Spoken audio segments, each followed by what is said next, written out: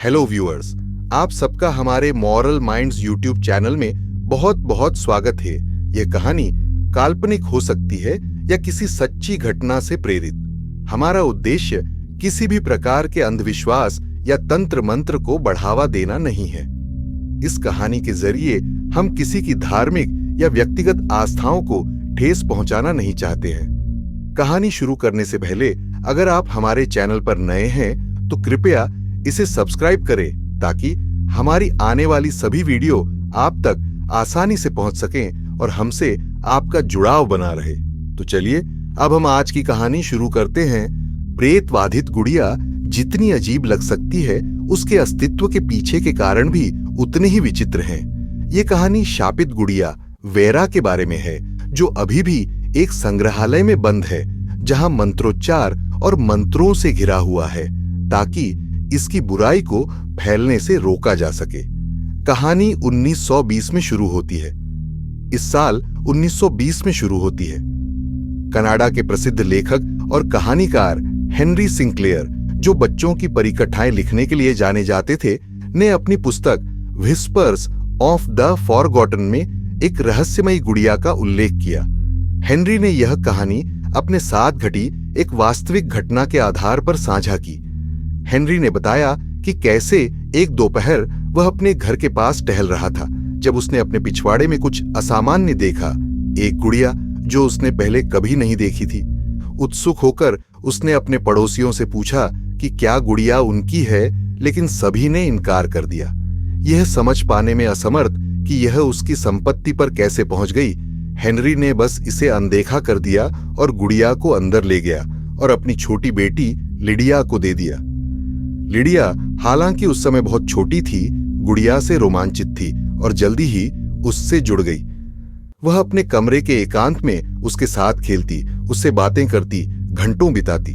हालांकि हेनरी को अपनी बेटी को इतना तल्लीन देखकर थोड़ी बेचैनी महसूस हुई, लेकिन उसने इसे अनदेखा कर दिया, यह सोचकर कि यह सिर्फ एक बच्चे का मासूम आकर्षण है। हालांकि जब लिडिया 12 साल की हुई तो वह गंभीर रूप से बीमार पड़ गई। कई उपचारों के बावजूद कोई भी काम नहीं कर रहा था। उसे दी गई दवा ने प्रतिकूल प्रतिक्रिया की और दुखद रूप से लिडिया की मृत्यु हो गई। लेकिन यहां अजीब बात यह है कि लिडिया की मृत्यु से कुछ दिन पहले ही गुड़िया रहस्यमय तरीके से गायब हो गई थी। हेनरी और उसके परिवार ने हर जगह खोजा, लेकिन वह कहीं नहीं मिली। ऐसा लग रहा था जैसे गुड़िया हेनरी के जीवन में जिस तरह रहस्यमय तरीके से आई थी, उसी तरह गायब हो गई हो। हेनरी द्वारा अपनी पुस्तक में इस कहानी को साझा करने के बाद इस पर व्यापक रूप से चर्चा हुई, जिससे पाठकों में जिज्ञासा और भय पैदा हुआ। कई सालों तक गुड़िया लोगों की नजरों से ओझल रही और जल्द ही लोग इसके बारे में भूल गए। 1983 में एक प्राचीन दुकान में गुड़िया फिर से दिखाई दी।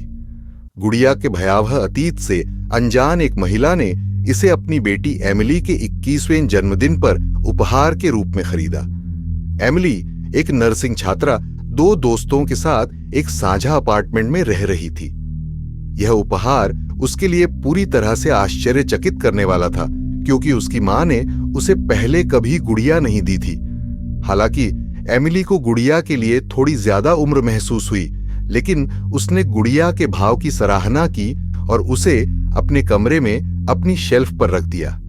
हालांकि उसकी रूममेट्स क्लारा और मेगन गुड़िया के लिए उसके उत्साह को साझा नहीं करती थीं। क्लारा विशेष रूप से इसे देखते ही एक अजीब सी बेचैनी महसूस करती थी। उसने तुरंत एमिली को इसे हटाने की चेतावनी दी, लेकिन एमिली ने उसकी चिंताओं को खारिज कर दिया। जल्द ही अजीबोगरीब चीजें होने लगीं। एमिली ने देखा कि गुड़िया अक्सर अपने आप ही अपनी स्थिति बदल लेती थी। हर बार जब वह और उसकी रूममेट्स कमरे से बाहर जाती तो वापस आने पर उन्हें गुड़िया एक अलग जगह पर रखी हुई मिलती। एमिली ने क्लारा और मेगन को इसके बारे में बताया, लेकिन वे और भी ज्यादा चिंतित हो गईं। उन्होंने उसे गुड़िया को नष्ट करने के लिए कहा, क्योंकि उन्हें डर था कि यह प्रेतबाधित है। लेकिन एमिली ने ऐसे अंधविश्वासों पर विश्वास करने से इनकार कर दिया। दिन बीतते गए और अजीबोगरीब घटनाएं जारी रहीं। फिर एक दिन उन्हें फर्श पर एक नोट मिला, जो बच्चों जैसी लिखावट में लिखा था, जिसमें लिखा था, मेरी मदद करो। पहले तो उन्हें लगा कि यह कोई शरारत है, लेकिन नोट कमरे में अलग अलग जगहों पर फिर से दिखाई दिया। इससे भी अधिक भयानक तब हुआ जब एक रात वे वापस लौटे और गुड़िया को लाल निशानों से ढका हुआ पाया। उन्हें पहले लगा कि यह पेंट है, लेकिन करीब से देखने पर उन्हें पता चला कि यह खून है। भ्रमित और डरे हुए उन्होंने बहस की कि क्या करना है। अपने बढ़ते डर के बावजूद एमिली ने गुड़िया को अपने कमरे में रखा। उसे उससे एक अकल्पनीय लगाव महसूस हुआ। एक शाम एमिली मेगन के साथ बाहर गई थी और क्लारा को अपार्टमेंट में अकेला छोड़ दिया था। अचानक क्लारा ने कमरे से एमिली के चिल्लाने की आवाज सुनी। घबराई हुई क्लारा जांच करने के लिए दौड़ी, लेकिन गुड़िया वहां बैठी हुई थी, लेकिन एमिली का कोई निशान नहीं था। जैसे ही क्लारा करीब गई, उसने और चीखें सुनी और वापस भागी तो उसने एमिली और मेगन को वापस आते देखा। कमरे के अंदर उन्होंने क्लारा को बेहोश पाया। उसके शरीर पर गहरे चोट के निशान थे। दोनों दोस्त तुरंत क्लारा को अस्पताल ले गए। जब उसे होश आया तो क्लारा ने उन्हें बताया कि गुड़िया ने उस पर हमला किया था, जिससे उनके सबसे बुरे डर की पुष्टि हुई। सदमे में एमिली और मेगन ने एक स्थानीय पुजारी फादर लुकास से मदद लेने का फैसला किया, जिन्होंने उनकी कहानी सुनी और मार्गदर्शन के लिए उन्हें एक प्रसिद्ध भूत भगाने वाले फादर डैनियल के पास भेजा। फादर डैनियल ने गुड़िया की जांच की और जल्दी ही महसूस किया कि इसमें एक दुष्ट आत्मा का वास है, जिसने एमिली को अपना वाहन चुना था। अकेले स्थिति को संभालने में असमर्थ फादर डैनियल ने सहायता के लिए विश्व प्रसिद्ध पैरानॉर्मल जांचकर्ताओं विक्टर और इसाबेला मूर से संपर्क किया। विक्टर और इसाबेला ने अपार्टमेंट का दौरा किया और गुड़िया के व्यवहार का निरीक्षण करते हुए पूरा एक सप्ताह बिताया। सप्ताह के अंत में उन्होंने पुष्टि की कि गुड़िया में एक शक्तिशाली आत्मा का वास है, जो मानव शरीर पर कब्जा करने में सक्षम है। उन्होंने एमिली और उसके दोस्तों को चेतावनी दी कि उन्हें गुड़िया को उसके जीवन से हटाने के लिए जल्दी से जल्दी काम करना होगा। भयभीत एमिली ने उन्हें गुड़िया ले जाने की अनुमति दी। जब विक्टर और इसाबेला अपनी कार में गुड़िया ले जा रहे थे तो वाहन में अचानक खराबी आ गई, जिससे वे नियंत्रण खो बैठे और एक दीवार से टकरा गए। सौभाग्य से दुर्घटना घातक नहीं थी, लेकिन उन्हें तुरंत एहसास हुआ कि कार के अचानक खराब होने के पीछे गुड़िया का प्रभाव था। घर लौटने के बाद मूर ने गुड़िया को शांत करने के लिए पवित्र अनुष्ठानों और पवित्र जल का उपयोग किया और इसे एक सील बंद बॉक्स में बंद कर दिया। फिर वे इसे अपने निजी संग्रहालय में ले गए, जहां यह निरंतर प्रार्थनाओं और सुरक्षा के बीच बंद रहता है। इस प्रकार वेरा नामक गुड़िया का भूत प्रेत समाप्त हो गया। हालांकि इसकी अंधेरी शक्तियों की स्मृति अभी भी उन लोगों की फुसफुसाहट में बनी हुई है जो इसकी कहानी जानते हैं। साल बीत गए और शापित गुड़िया वेरा मूर्स के संग्रहालय में बंद रही, एक खामोश और अशुभ उपस्थिति। लेकिन जैसे जैसे समय बीतता गया, संग्रहालय के आसपास अजीबोगरीब चीजें होने लगीं। जिज्ञासा और अलौकिक कहानियों से आकर्षित होकर आगंतुक संग्रह को देखने के लिए प्रवेश करते थे, लेकिन अपनी खुद की कहानियां हाव लेकर चले जाते थे। एक शाम अमेलिया डॉसन नामक एक युवा पत्रकार, जो असाधारण घटनाओं पर अपने खोजी काम के लिए जानी जाती है, ने एक दोस्त से वेरा के बारे में सुना। गुड़िया के बारे में अफवाहों से प्रभावित होकर उसने संग्रहालय जाने का फैसला किया। अमेलिया अज्ञात की दुनिया से कोई अजनबी नहीं थी। उसने प्रेतवादित स्थानों पर कई लेख लिखे थे, लेकिन वह हमेशा भूत की कहानियों पर संदेह करती थी। उसका लक्ष्य मिथकों का खंडन करना था, उनका शिकार बनना नहीं। संग्रहालय में प्रवेश करते ही अमेलिया को उस जगह की भयानक शांति ने तुरंत चौंका दिया। दीवारों पर अजीबोगरीब और परेशान करने वाली कलाकृतियां रखी हुई थीं, जिनमें से प्रत्येक की अपनी कहानी थी। लेकिन वेरा वाला डिस्प्ले केस उसका ध्यान खींच रहा था। गुड़िया अंदर बैठी थी, उसकी कांच जैसी आंखें उसकी हर हरकत का अनुसरण कर रही थीं। उसका चीनी मिट्टी का चेहरा हमेशा की तरह ठंडा और बेजान था। अमेलिया ने अपने पेशेवर व्यवहार को बनाए रखने की कोशिश करते हुए कुछ नोट्स और तस्वीरें लीं, लेकिन हवा में एक डर की भावना थी जिसे वह अनदेखा नहीं कर सकती थी। गुड़िया का अध्ययन करते समय उसकी गर्दन के पीछे के बाल खड़े हो गए। उसे आश्चर्य हुआ कि क्या वह हमेशा से गलत थी, इन अलौकिक कहानियों को महज कल्पना मानकर खारिज कर रही थी। लेकिन वह यह साबित करने के लिए दृढ़ थी कि हर अलौकिक कहानी के पीछे एक तार्किक व्याख्या होती है। संग्रहालय में घूमते समय उसने लकड़ी की मेज पर एक पुरानी पत्रिका देखी। चमड़े से बंधी यह किताब कांच के आवरण में बंद अवशेषों के बीच बेमेल लग रही थी। आगे की जांच करने की इच्छा से प्रेरित होकर अमेलिया ने पत्रिका खोली। इसके पन्ने हस्तलिखित नोटों से भरे थे, जिनमें से कई वेरा के बारे में थे। पता चला कि पत्रिका विक्टर मूर ने खुद लिखी थी। अपनी प्रविष्टियों में विक्टर ने संग्रहालय में लाए जाने के बाद गुड़िया के आसपास की असाधारण गतिविधि की बढ़ती तीव्रता का वर्णन किया।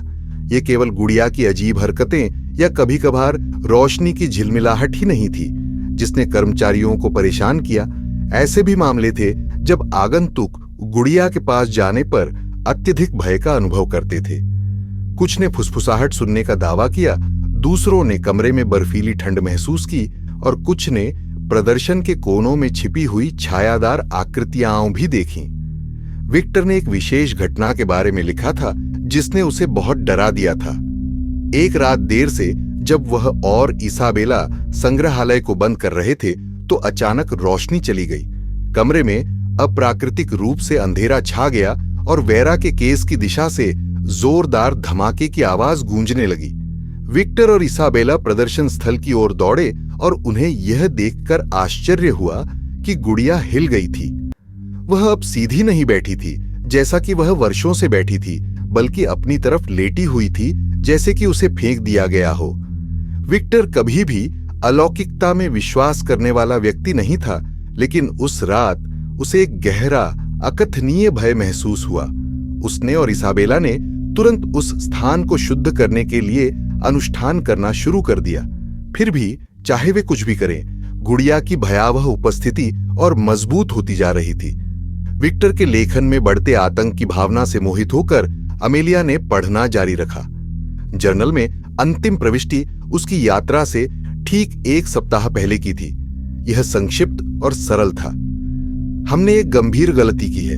गुड़िया सिर्फ शापित नहीं है, ये जीवित है, जो इसके पास आने वालों के डर और ऊर्जा से पोषित होती है। हम इसे अब और नहीं रोक सकते। अमेलिया ने जर्नल बंद कर दिया। उसका दिल तेजी से धड़क रहा था।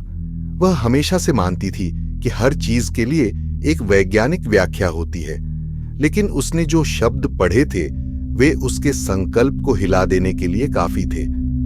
क्या यह संभव है कि यह गुड़िया सिर्फ एक वस्तु से अधिक थी?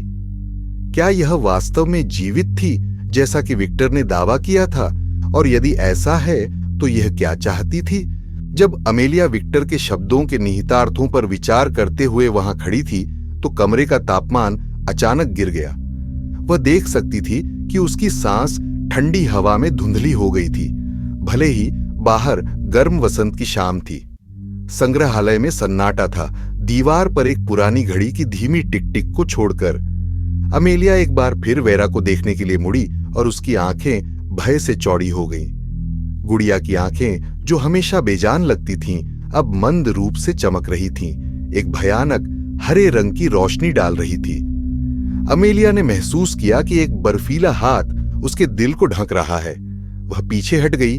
उसकी नब्ज तेज हो गई क्योंकि गुड़िया का सिर धीरे धीरे उसकी ओर मुड़ा। यह एक त्वरित यांत्रिक हरकत नहीं थी, बल्कि एक जानबूझकर अस्थिर मोड़ था, जैसे कि गुड़िया को उसकी उपस्थिति का एहसास हो। अचानक संग्रहालय में एक जोरदार धमाका हुआ। उसके बाद फर्श पर किसी चीज के घिसटने की आवाज आई। अमेलिया घूम गई। उसका दिल उसकी छाती में धड़क रहा था। ऐसा लग रहा था कि यह आवाज उसके पीछे से आ रही थी। उसने धीरे से अपनी नजर गुड़िया पर घुमाई। उसे आश्चर्य हुआ कि वह हिल गई थी। गुड़िया अब अपने डिस्प्ले केस में खड़ी थी। उसके छोटे हाथ सलाखों को पकड़ रहे थे, जैसे कि वह मुक्त होने की कोशिश कर रही हो। अमेलिया की सहज प्रवृत्ति उसे वहां से जाने के लिए चिल्ला रही थी, लेकिन उसके पैर हिल नहीं रहे थे। वह गुड़िया की भयावह निगाहों में फंसकर वहीं जम गई थी। फिर अपनी आंख के कोने से उसने कमरे में एक छाया को उड़ते हुए देखा। उसने अपना सिर इधर उधर घुमाया, लेकिन वहां कुछ भी नहीं था। उसकी सांसें तेज हो गईं, तापमान और भी गिर गया और वह धीमी फुसफुसाहटें सुन सकती थी, आवाजें जो दीवारों से ही आ रही थीं। पहले तो शब्द अस्पष्ट थे, लेकिन फिर धीरे धीरे वे सुसंगत वाक्यांशों में बदलने लगे। तुम्हें नहीं आना चाहिए था, चले जाओ अभी। अमेलिया के दिमाग में बहुत हलचल मच गई।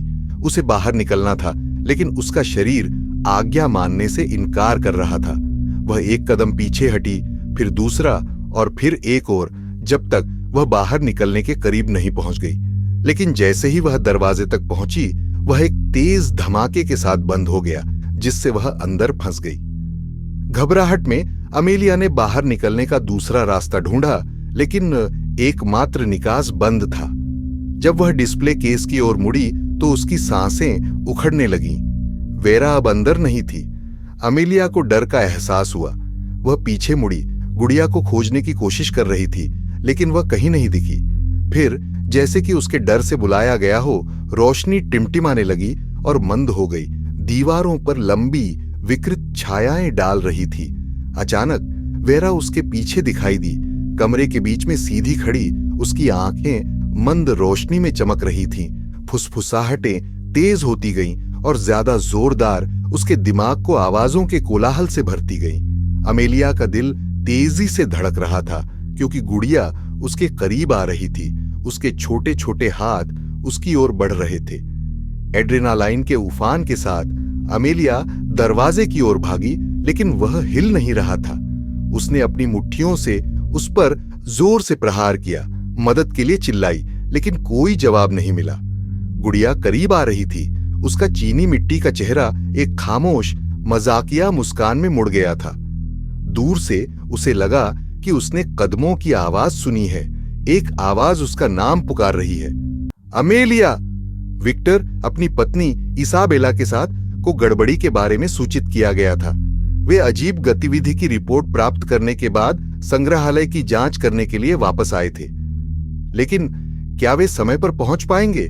जैसे जैसे अंधेरा उसे घेरता गया, अमेलिया की दुनिया काली होती गई। अमेलिया की दुनिया अंधेरे में घूमती रही। फुसफुसाहटों की आवाजें तेज और ज्यादा हताश होती गईं। उसने अपनी कलाई पर एक ठंडी पकड़ महसूस की। उसके बाद पीछे की ओर खींचे जाने का अचूक एहसास हुआ। घबराहट में उसकी आंखें खुल गईं और एक पल के लिए वह यह नहीं बता पाई कि वह सपना देख रही थी या जाग रही थी। वेरा उसके सामने खड़ी थी। उसका छोटा चीनी मिट्टी का हाथ उसकी ओर बढ़ा हुआ था, मानो उसे बुला रहा हो। गुड़िया की आंखें, जो कभी सुस्त और बेजान थीं, अब एक बेचैन करने वाली तीव्रता से चमक रही थीं, मानो वह जीवित हो और उसकी हर हरकत से वाकिफ हो। अमेलिया ने चीखने के लिए अपना मुंह खोला, लेकिन कोई आवाज नहीं निकली। फुसफुसाती आवाजें उसके सिर के चारों ओर घूमती रहीं, उसे भय के अंतहीन कोलाहल में डुबोती रहीं। फिर जितनी जल्दी उस पर पकड़ बनी थी, उतनी ही जल्दी वह गायब हो गई। अमेलिया फर्श पर गिर पड़ी, सांस लेने के लिए हाँफ रही थी। उसका दिल उसकी छाती में धड़क रहा था। उसने डर से चारों ओर देखा। कमरा पूरी तरह से शांत था और फिर भी ऐसा लगा जैसे कोई उसे देख रहा था। कमरे के कोने में डिस्प्ले केस के पास वेरा एक बार फिर खड़ी थी। उसकी आंखें उस पर टिकी हुई थीं। हर गुजरते सेकंड के साथ गुड़िया बड़ी होती जा रही थी। उसका शरीर और भी खतरनाक होता जा रहा था। अमेलिया! आवाज धीमी, दूर की थी, लेकिन इसने उसकी रीढ़ में ठंडक पैदा कर दी। उसने घूमकर देखा तो विक्टर मूर दरवाजे पर खड़ा था। उसका चेहरा पीला और चिंता से भरा हुआ था। विक्टर! अमेलिया चिल्लाई, उसकी ओर दौड़ी। कृपया, हमें यहां से निकलना होगा। ये सिर्फ एक गुड़िया नहीं है, ये जीवित है। ये हमें खा रही है। विक्टर की आंखें चिंता से चौड़ी हो गईं जब वह कमरे में दाखिल हुआ। क्या हुआ? तुमने क्या देखा? जब उसने सब कुछ समझाया तो अमेलिया की आवाज कांप उठी। फुसफुसाहट, गुड़िया का अपने आप हिलना, छुए जाने की ठंडी अनुभूति। उसने उसे उस जर्नल के बारे में बताया जो उसे मिला था, उसके अपने हाथ से लिखे गए ठंडे शब्द। विक्टर एक पल के लिए चुप रहा। उसका चेहरा गंभीर था। मुझे पता था, उसने फुसफुसाया। मुझे उम्मीद थी कि मैं गलत हूं, लेकिन वेरा, वह सिर्फ शापित नहीं है, वह इससे भी कहीं ज्यादा बुरी है। विक्टर ने अमेलिया को संग्रहालय के अंधेरे हॉल से होते हुए ले गया। उसकी आंखें हर छाया, हर कोने को स्कैन कर रही थीं। उसने उसे इशारा किया कि वह उसके पीछे पीछे एक पीछे के कमरे में जाए, जिसे अमेलिया ने पहले नहीं देखा था। कमरा पुरानी, धूल भरी किताबों और विभिन्न अवशेषों से भरा हुआ था, लेकिन इन सब के बीच में एक बड़ा अलंकृत दर्पण खड़ा था। कांच अप्राकृतिक रूप से चमक रहा था, इसकी सतह पानी की तरह लहरा रही थी। यह दर्पण, विक्टर ने शुरू किया, उसकी आवाज दुख से भरी हुई थी, यह समझने की कुंजी है कि वेरा वास्तव में क्या है। मैं वर्षों से इसका अध्ययन कर रहा हूं, जब से इसाबेला और मैं पहली बार गुड़िया को यहां लाए थे। यह केवल एक प्रेतवाधित वस्तु नहीं है, वेरा किसी अंधेरे चीज का एक बर्तन है। गुड़िया को 1800 के दशक के अंत में एक प्राचीन तांत्रिक ने बनाया था, जो मानते थे कि एक जीवित बर्तन में आत्मा के सार को फंसाकर वे इसकी शक्ति का दोहन कर सकते हैं। अमेलिया दर्पण के करीब चली गई। जब वह उसमें देख रही थी तो उसका प्रतिबिंब टेढ़ा मेढ़ा हो रहा था। उसे अचानक चक्कर आने लगा, मानो उसे कांच की गहराई में खींचा जा रहा हो। क्या यह जीवित है? विक्टर ने गंभीरता से सिर हिलाया। एक तरह से हां, यह जीवित है, लेकिन उस तरह से नहीं जिस तरह से हम जीवन को समझते हैं। वेरा के भीतर की आत्मा कोई मानव आत्मा नहीं है, यह कुछ प्राचीन और दुष्ट है। यह एक सदी से भी अधिक समय से भय और ऊर्जा से पोषित हो रही है, हर व्यक्ति को नुकसान पहुंचाने के साथ और भी मजबूत होती जा रही है।